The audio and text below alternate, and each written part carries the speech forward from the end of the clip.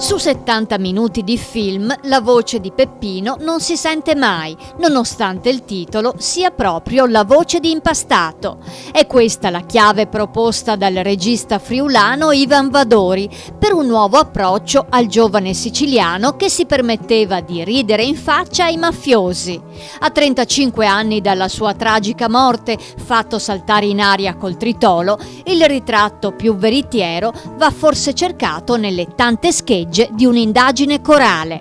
Io ho fatto già 26 tappe in tutta Italia e ho raccontato La voce di Impastato dalla Sicilia al Piemonte attraverso la Sardegna. Tutti quelli che vengono a vedere questo film, che è un film documentario con testimonianze come Caselli, Lucarelli e Don Ciotti, sono sicuramente persone che stimano la figura di Impastato. La voce di Impastato riesce a unire le persone. Io sono friulano, ho fatto un film su un siciliano.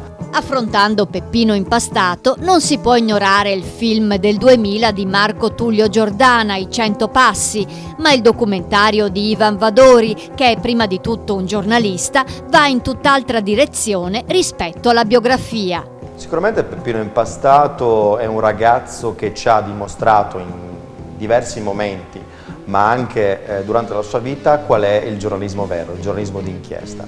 Peppino Impastato di per sé ha cercato sempre la verità e quello che ha fatto lui in tanti anni è semplicemente quello di mettere insieme dei tasselli di un grande puzzle. Quello che noi diremmo la trattativa Stato-mafia del 93, ma parliamo degli anni 70. Peppino Impastato, col suo metodo, con la sua ricerca, aveva capito tutto prima. Dal mio punto di vista da giornalista non è stato ancora evidenziato, era il suo metodo di fare il giornalismo, un metodo molto chiaro e diretto, un metodo che ricercava le fonti, verificava queste fonti e poi mandava in onda attraverso Radio Auto oppure inizialmente con il giornale o con il Circolo Musica e Cultura tutte quelle che erano notizie. Diciamo che noi con i nostri new media, con i nostri strumenti molto più moderni, sicuramente abbiamo perso un po' la purezza che ha Peppino Impastato.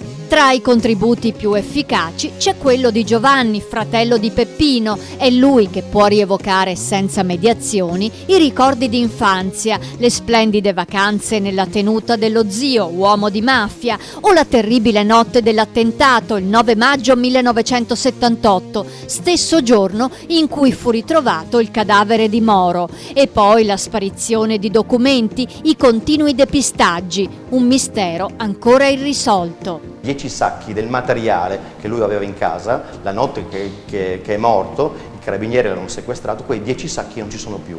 Mi auguro che prima o poi questi sacchi vengano fuori, questi documenti. Grazie a Repubblica, il giornale molto famoso, grazie al giornalista Salvo Palazzolo, alcuni di questi documenti sono venuti fuori dopo tanti anni.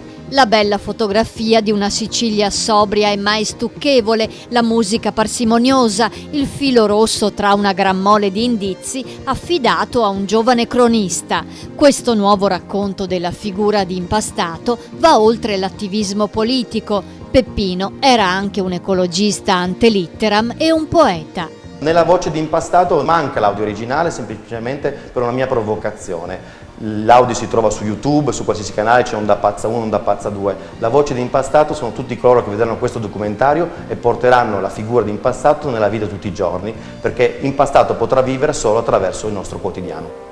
Alla fine dei titoli di coda scorrono 220 nomi, sono tutti coproduttori del film, persone comuni reclutate tramite una sottoscrizione sul web. A Peppino sarebbe piaciuto.